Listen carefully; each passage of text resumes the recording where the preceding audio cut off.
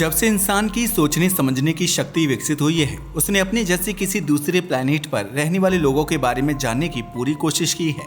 यही वजह है कि आए दिन इंसान एलियन के साथ अपने कनेक्शन की खोज भी करता रहता है। आज भी बहुत सारे इंसानों का मानना है कि नजका लाइन्स, एंटार्कटिका और स्टोनहेंज से एलियन के तार जुड़े हुए हैं। मगर आप जानकर हैरान रह जाओगे कि बाकी की जगह का तो पता नहीं, लेकिन धरती पर एक ऐसी जगह जरूर है जिसके तार सीधे एलियन की थ्योरी से जुड़े हुए हैं। जहां माना जाता है कि प्राचीन समय में ही नहीं बल्कि आज भी एलियन यहां आते जाते हैं। इनफैक्ट ऐसा भी माना जाता है कि यहां तो एक सीक्रेट सिटी मौजूद है जो एलियन का वर्तमान ठिकाना बनी हुई है। अब आप सोच रहे होंगे कि आखिर हम बात किसकी कर रहे हैं, तो बताते चले, हम बात कर रहे हैं कैलाश पर्वत की, जिसे भगवान शिव का ठिकाना भी माना जाता है। क्या है यह पूरा मामला बताएंगे, मगर उसके लिए आपको हमारी वीडियो को एंड तक देखना होगा। तो चलिए शुरू करते हैं। आज साइंस में भले ही यह प्रूफ कर दिया गया है कि इंसानों और धरती पर मौजूद सभी जीवों, चाहे वह जानवर हो या इंसान, का जन्म समुद्र से निकले एक कोशिकीय जीव से ही हुआ है। इन्हीं में लगातार प्रोग्रेस होती रही और आज के जीव बन गए। मगर फिर भी कई लोगों का मानना है कि यह पूरी क्रिएशन किसी सुप्रीम पावर ने की है, जिसे हर धर्म में अलग अलग नामों से जाना जाता है। यही वजह कि हर कोई गॉड को मानता है। मगर एलियंस पर रिसर्च करने वाले साइंटिस्ट स्ट्रांगली इस बात पर बिलीव करते हैं कि गॉड कोई और नहीं बल्कि हमारे पूर्वजों द्वारा देखी गई हाई सिविलाइजेशन के लोग थे, जिनकी टेक्नोलॉजी हमारी समझ से बाहर थी। यही वजह थी कि हमारे पूर्वज उसे टेक्नोलॉजी न मानकर चमत्कार समझ बैठे और उन्हें देवता बना डाला। हालांकि इस बात को प्रूफ करने के लिए हमारे पास कोई भी एविडेंस नहीं है, यह केवल एक साइंटिफिक अप्रोच है। खैर, यह तो एक अलग बात हो गई, लेकिन आखिर वह रहस्य क्या है कि भगवान शिव की नगरी कैलाश पर्वत आज भी एलियंस का ठिकाना बना हुआ है। यह जानने के लिए आपको थोड़ा सा पेशेंस रखना होगा। बता दें कि हिंदू धर्म दुनिया का सबसे पुराना धर्म होने के साथ साथ काफी डिटेल्ड भी है। इसमें वेद, पुराण और महाकाव्य जैसी कई धार्मिक किताबें मौजूद हैं। जैसे हिंदू धर्म है, ऐसा ही एक धर्म है बौद्ध धर्म, जिसमें गॉड से रिलेटेड ऐसी ही डिटेल्स मौजूद हैं जैसी हिंदू धर्म में पाई जाती हैं। यही नहीं, बौद्ध धर्म में तो कुछ ग्रंथों में ऐसी जानकारी भी मिलती है जिससे पता चलता है कि एलियंस वर्तमान समय में आखिर धरती पर कहाँ रहते हैं। अगर बात करें बुद्धिज्म की, तो यह लगभग 2600 साल पुराना धर्म है, इसलिए इसके कल्चर को इग्नोर नहीं किया जा सकता। यही वजह है कि 2013 के आसपास एक रिसर्चर की टीम ने बौद्ध धर्म के ग्रंथों की पड़ताल करने की ठानी और वे बौद्ध धर्म का वर्तमान गढ़ माने जाने वाले तिब्बत पहुंच गए। जब उन्होंने तिब्बत के इतिहास, समृद्धि और वहां की प्रकृति के बारे में पता करना शुरू किया, तो उनके सामने कुछ ऐसा आया जो वाकई हैरान कर देने वाला था। असल में उनका ध्यान गुगे किंगडम पर गया। अगर इस किंगडम की बात की जाए तो यह एक ऐसा साम्राज्य था जिसके अंदर 1 लाख से भी ज्यादा लोग रहते थे। लेकिन फिर कुछ ऐसा हुआ जिसकी वजह से यह साम्राज्य एक रात में ही गायब हो गया। ये 1 लाख से भी ज्यादा लोग बिना किसी को कानों कान खबर हुए ऐसे गायब हो गए जैसे वे कभी थे ही नहीं। हालांकि इस घटना का जिक्र केवल लिटरेचर में मिलता है, क्योंकि किसी ने इसे अपनी आंखों से होते हुए नहीं देखा था। लेकिन हर किताब में इसका अलग अलग मतलब मिलता है। पर वैज्ञानिकों का मानना है कि इन लोगों के गायब होने का रिलेशन एलियन से जुड़ा हुआ है। असल में यह 13वीं से 14वीं सदी की बात है, जब इस साम्राज्य को बसाया गया था। उस वक्त यह एक बंजर जगह थी और इसके चारों ओर सिर्फ बर्फ ही बर्फ थी, जिसकी वजह से यहाँ सरवाइव करना तो छोड़िए, यहाँ पहुँचना तक लगभग इम्पॉसिबल लगता था। लेकिन इसके बावजूद यहाँ एक साम्राज्य की स्थापना की गई। मगर स्टेब्लिश होने के बावजूद सबको यही लगता था कि इस साम्राज्य का खुद ही सर्वनाश हो जाएगा।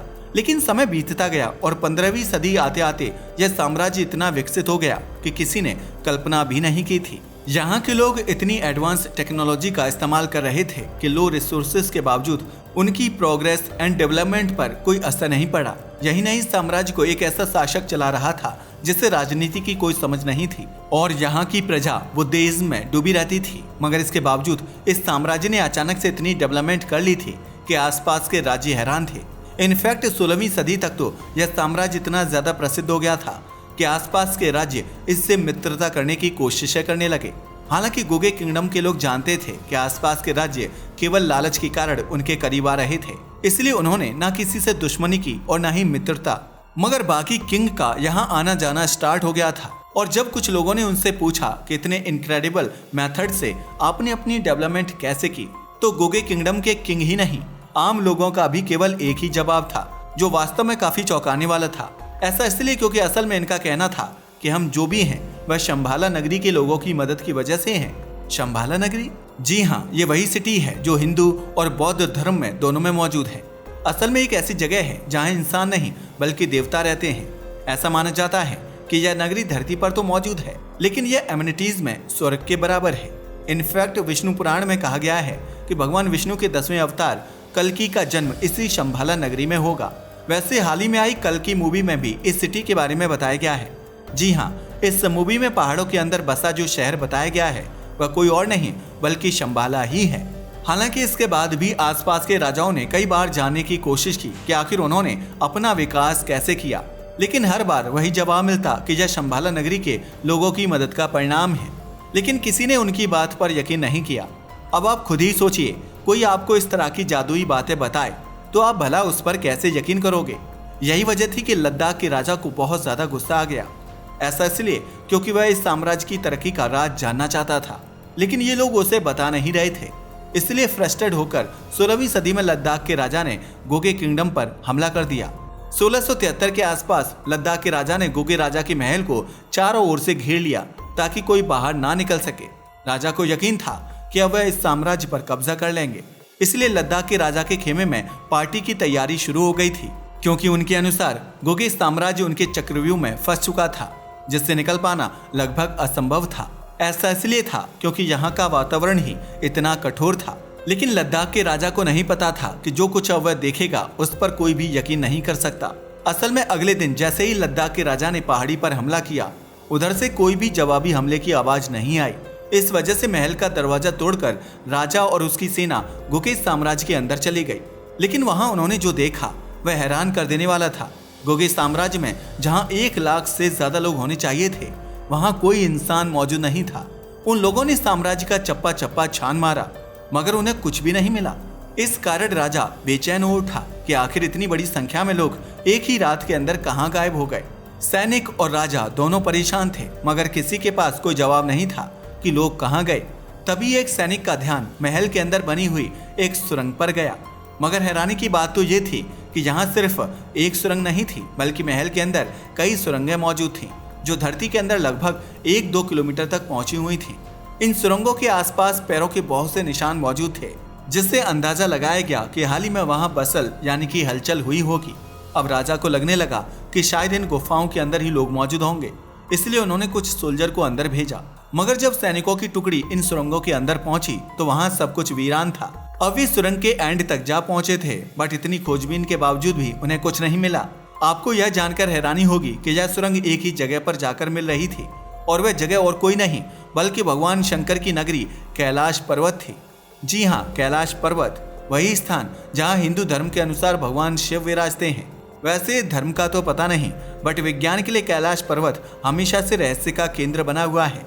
ऐसा इसलिए है क्योंकि यहाँ पर किसी भी तरह की रेडियो एक्टिव एक्टिविटी नहीं होती, मगर फिर भी यहाँ की रेडिएशन रिकॉर्ड तोड़ देती है। यही नहीं, इनफैक्ट यहाँ के आसपास मैग्नेटिज्म भी नहीं है, फिर भी कंपास यहाँ आकर काम करना बंद कर देते हैं। यही नहीं, यहाँ की मैग्नेटिक फील्ड हमेशा डिस्टॉर्टेड रहती है। कई बार लोगों ने यह भी अनुभव किया है कि इस पर्वत पर स्पीड ऑफ टाइम भी अलग अलग होती है। मगर वाकई यह सोचने वाली बात है कि ऐसा कैसे हो सकता है कि एक ही प्लैनेट का हिस्सा होने के बावजूद एक पर्वत पर समय की गति अलग हो। कहीं ऐसा तो नहीं कि यहाँ कुछ ऐसा है जो हमारी सोच से परे है, या यह किसी ऐसी तकनीकी का परिणाम है जो एक पूरी सभ्यता को शक्ति प्रदान कर सकती है। इसमें कितना सच है ये तो नहीं पता, मगर असल में आज तक कोई नहीं जानता कि गोगे के लोग कहाँ गए। हालांकि गोगे साम्राज्य के लोग हमेशा से यह कहते आए हैं कि उनकी मदद शंभाला के लोगों ने की थी, तो हो सकता है कि गोगे साम्राज्य के लोग इसी सुरंग के रास्ते शंभाला ही पहुंचे हों, क्योंकि शंभाला के लोगों ने ही उनकी मदद की थी। इसका मतलब ये हो सकता है कि शंभाला नगरी और कहीं नहीं बल्कि कैलाश पर्वत में ही मौजूद है। हम ऐसा इसलिए कह रहे हैं क्योंकि हिंदू धर्म भी इस बात को बहुत अच्छे से प्रमाणित करता है, और शायद इंसानों को इसे समझने के लिए उन्होंने इसे भगवान के स्थान का रूप दे दिया हो तो ये भी सकता है कि कैलाश पर्वत पर कोई हाईली एडवांस्ड एलियन सिविलाइजेशन मौजूद है जो हमारी दुनिया के विकास में योगदान दे रही है। अगर एलियन से कैलाश के रिलेशन की बात करें तो साल 1929 में एक बुक पब्लिश हुई थी जिसका नाम था अक्रॉस द हिमालय। ये बहुत फेमस बुक थी और इसको फेमस एक्सप्लोरर निकोलस रॉरिक ने लिखा था। असल में इस बुक में निकोलस रॉरिक ने बताया था कि 5 अगस्त 1947 की सुबह 9:30 बजे उन्होंने एक पक्षी से 1000 गुना बड़े Oval shape and shiny object को हवा में almost the speed of light से फ्लाई करते हुए देखा था। हालांकि इसके बारे में कोई ठोस जानकारी मौजूद नहीं है, लेकिन जैसे यह किताब आई तो कैलाश पर्वत अचानक से सुर्खियों में आ गया था, क्योंकि निकोलस रॉरिक का कहना था कि उन्होंने इस ऑब्जेक्ट को सीधे कैलाश पर्वत के अंदर जाते हुए देखा था, जबकि कैलाश पर्वत पर तो जाना लगभग इम्पॉसिबल है। यहाँ तो पर्वतारोही तक नहीं जा पाए, जबकि यह दुनिया की सबसे ऊंची चोटी नहीं है। सबसे ऊंची चोटी माउंट एवरेस्ट है और वहाँ तो बहुत सारे लोग पहुँच गए हैं। तो क्या आपको नहीं लगता कि जरूर इस पर्वत में कुछ ना कुछ तो ऐसा है जो आज तक दुनिया की नज़रों से छुपा हुआ है, जो बिल्कुल इनक्रेडिबल है, जिसके बारे में कोई नहीं जानता, या फिर यूं कहें कि कुछ ऐसी ताकत मौजूद है जो यह नहीं चाहती कि कैलाश पर्वत का रहस्य कभी भी बाहर आ पाए। जबकि निकोलस रॉरिक ने क्लियरली बोला था कि ओवल शेप का वो स्ट्रक्चर सीधे कैलाश पर्वत की ओर जा रहा था। असल में यह इवेंट उस समय की है जब यूएफओ शब्द का एग्जिस्टेंस ही नहीं था। तो कहीं ऐसा तो नहीं कि अपनी एडवांस्ड टेक्नोलॉजीज की वजह से एलियंस कैलाश पर्वत पर आते जाते रहते हों और हम उन्हें ट्रैक ना कर पाते हों, इसलिए वो हमें कभी दिखाई नहीं देते। ऐसा इसलिए क्योंकि ये तो आप जानते ही हैं कि तिब्बत और कैलाश बहुत ही अनएक्सप्लोर्ड जगह हैं, इसलिए शायद किसी ने इसे कभी नोटिस नहीं किया। मगर आज भी कई सवाल हैं जिनके अलग अलग जवाब हैं, पर सच क्या है ये कोई नहीं जानता। वैसे आपको क्या लगता है कि क्या वास्तव में कैलाश पर्वत भगवान शिव की ही नगरी है और यही सभी रहस्यों का आधार है, या फिर इसके तार एलियन से जुड़े हुए हैं? अपनी राय हमें कमेंट करके बताना ना भूलिएगा। साथ ही अगर आपको हमारी वीडियो पसंद आई हो तो इसे लाइक और हमारे चैनल को सब्सक्राइब जरूर करें। धन्यवाद।